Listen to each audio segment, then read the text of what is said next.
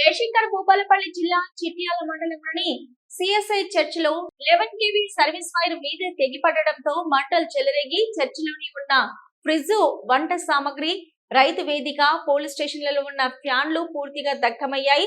విషయం తెలుసుకున్న బాధిత కుటుంబాలకు ఎంఆర్ఓ కార్యాలయం RI Rajender, junior assistant Prem Kumar, ఇతర సిబ్బంది కలిసి 25 కిలోల బియ్యము, వంట సామాగ్రి అందజేశారు.